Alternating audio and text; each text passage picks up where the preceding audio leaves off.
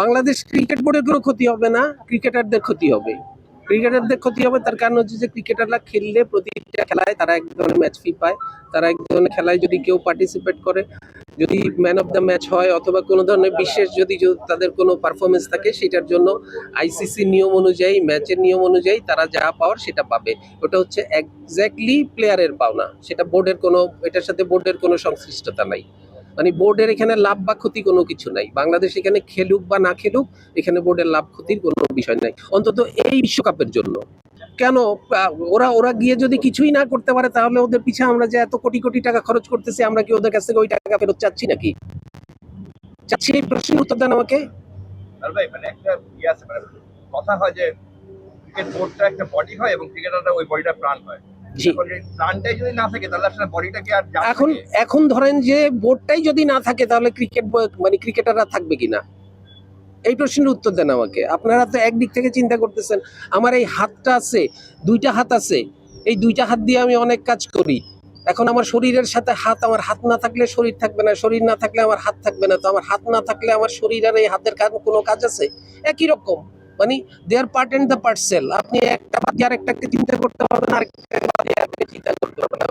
ভাই, আইসিসি যে revenue sharing model 2023 থেকে 27 পর্যন্ত লাস্ট যে সাইকেলটা, বাংলাদেশ যদি এই টি20 ওয়ার্ল্ড কাপে পার্টিসিপেট 27 সাল পর্যন্ত আমাদের রেভিনিউতে কোনো কিছু হ্যাম্পার করবে না। কারণ হচ্ছে 2022 সালের যে আইসিসির ফাইন্যান্সিয়াল মিটিং হয়েছে, সেই মিটিংয়ে that has already been set. এর পরের কোনো বিশ্বকাপ বা এর পরের কোনো বাইল্যাটারাল সিরিজ বলি, ইন্টারন্যাশনাল বলি, সেগুলোর সাথে এটার সম্পর্ক থাকতে পারে। সেগুলোর জন্য কারণ হচ্ছে, ধরেন একটা প্রশ্ন করতে পারেন যে আমাদের পরবর্তী যে সমস্ত এফটিপি অনুযায়ী যে সমস্ত দলগুলি আমাদের দেশে আসার কথা, তারা আসবে কি আসবে না, এটার অনেক অনেক মানে ইয়েস নো ভেরি গুড প্রশ্ন থাকতে পারে, কিন্তু এতে কিছু আসে যায় না।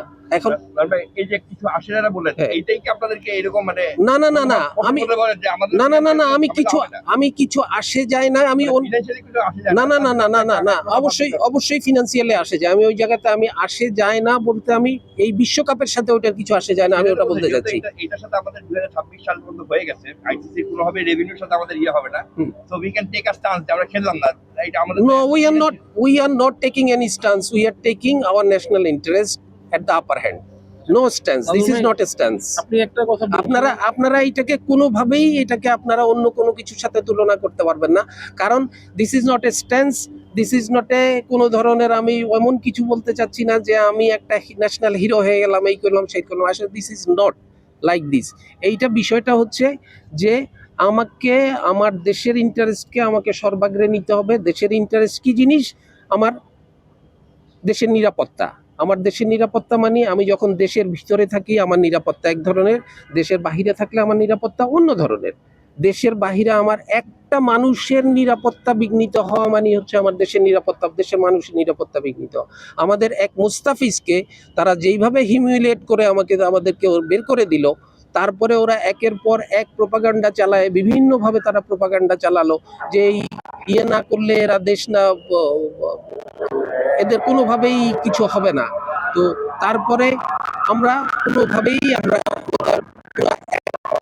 জন্য যদি আমরা ইয়ে না করতে পারি, নিশ্চয়তা না পাই, আপনারা চিন্তা করতে পারেন যে আমাদের এই এত খেলোয়াড়রা সবাই যাওয়ার পরে কারো একজনের গায়ে যদি কোনো একটা ইয়ে পড়ে, তখন আপনারাই তো আমরা মানে একসাথে ইয়ে পড়বেন যে দেশ কি করলো, ক্রিকেট বোর্ড কি করলো, এত নিরাপত্তা চিন্তা ভাবনা না করে ওদেরকে কেন পাঠায় দিল। তখন আপনারাই বলবেন। আজকে যেই আপনারা ওদের পক্ষে কথা বলতেছেন, তখন এরপরে আপনারা আবারও ওদের বন্য পক্ষ নিয়ে আপনারা তখন বিসিবিকে আবার আপনারা আঘাত করবেন, কারণ কেন পাঠালো।